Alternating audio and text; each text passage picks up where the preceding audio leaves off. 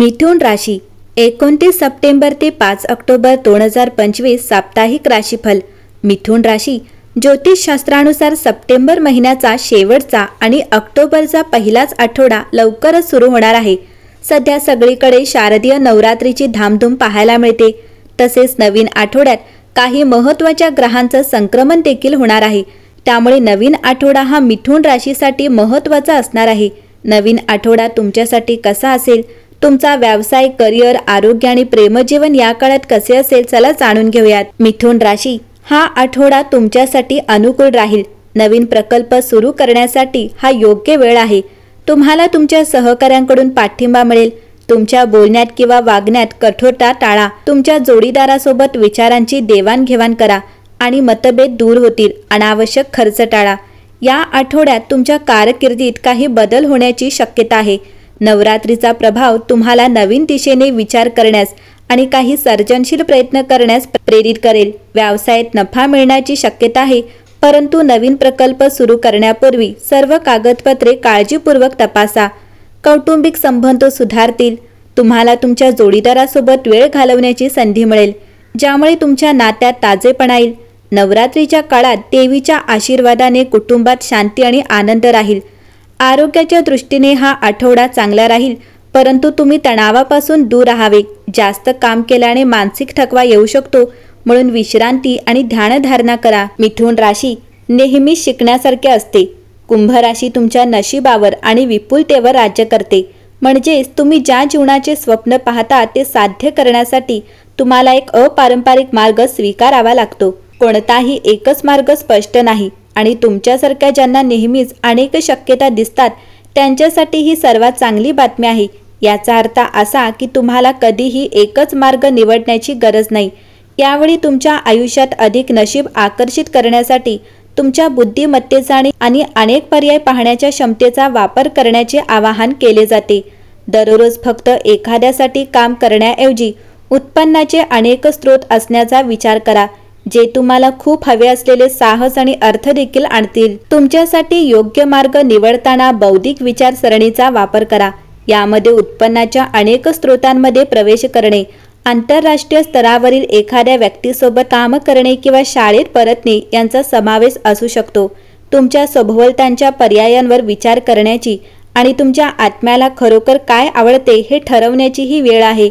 लक्षात ठेवा की तुम्हाला जे बोलावले जाते त्याशिवाय तुम्हाला दुसरे काहीही करायचे नाही। स्वतःला स्वतः असण्याचे आणि त्याचा अर्थ काय आहे याचे स्वातंत्र्य देऊन तुम्ही स्वतःला तुमच्या जीवनात अधिक संपत्ती, विपुलता आणि आनंद आकर्षित करण्याच्या स्थितीत ठेवाल। मिथुन राशी पूर्ण मनाने वचनबद्ध राहा। वायू राशीच्या व्यक्ती म्हणून तुम्ही अनेकदा नातेसंबंधांमध्ये वचनबद्ध नसता। तुमच्यात भावना किंवा वचनबद्धतेची क्षमता नसल्याने नाही, तर तुम्ही ज्या नात्यांमध्ये आहात ते तुमच्यासाठी खरोखरच सर्वोत्तम आहे की नाही याबद्दल तुम्ही विचार करणे थांबवू शकत नाही। म्हणून तुमचे मन अतिक्रियाशील आहे। जरी हे तुमच्या दैवी देणग्यांपैकी एक आहे, परंतु हृदयाच्या बाबतीत ते तुमच्या विरुद्ध देखील काम करू शकते। तुम्ही तुमच्या कायमच्या प्रेमाबद्दल स्वतःला बोलून दाखवत नाही आहात किंवा अशा स्वप्नाला चिकटून बसत नाही आहात ज्यामुळे तुम्ही खऱ्या ऑफरपासून दूर जात आहात याची खात्री करा।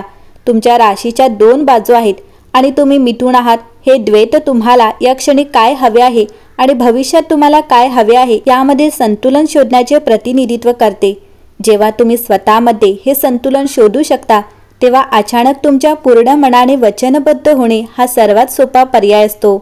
मिथुन राशी 1 ऑक्टोबर हा दिवस तुमच्या प्रेमाच्या आयुष्यातील एका नवीन महिन्याची आणि नवीन अध्यायाची सुरुवात आहे। तरीही दुसऱ्याशी वचनबद्ध होण्यापूर्वी तुम्ही स्वतःशी वचनबद्ध असले पाहिजे। याचा अर्थ तुमचे विचार आणि भीती आणि त्यांचा तुमच्या प्रेमाच्या निवडींवर होणारा परिणाम याची जाणीव असणे। मिथुन राशी स्वतःसाठी सर्वोत्तम काय आहे ते निवडा आणि भूतकाळातील कोणत्याही परिस्थितीमुळे स्वतःला थकवू देऊ नका। प्रेम अखेर आले आहे आणि ते कायमचे आहे, परंतु संशयाला जागा न ठेवता तुम्ही पूर्णपणे वचनबद्ध असले पाहिजे। मिथुन राशी हा आठवडा तुमच्यासाठीच रचलेला वैश्विक सिंपनीसारखा वाढतो। तुमचा शासक बुध सुसंवादीपणे संरेखित होतो, तुमच्या संवादात्मक क्षमता वाढवतो। विचार आणि मौखिक अभिव्यक्ती दोन्हींमध्ये अधिक स्पष्टता अपेक्षित आहे, ज्यामुळे तुमचे विचार तेजस्वीपणे चमकतील। या आठवड्यात व्यावसायिक प्रयत्नांना खूप फायदा होतो। विशेषतः संवाद किंवा तंत्रज्ञानाशी संबंधित प्रयत्नांना. नेटवर्किंग तुमची पोहोच वाढवते. फायदे मिळवण्यासाठी विचारपूर्वक काम करा. भावनिक आघाडीवर तुम्हाला सखोल भावनिक संबंध एक्सप्लोर करण्यास प्रोत्साहित केले जाते. तुमची असुरक्षितता सामायिक करण्यासाठी वेळ काढा. ते संबंध मजबूत करू शकते. आर्थिकदृष्ट्या दीर्घकालीन योजनांचा आढावा घेण्याचा आणि आवश्यकतेनुसार समायोजन करण्याचा विचार करा. सामाजिकदृष्ट्या तुमचे कॅलेंडर भरते.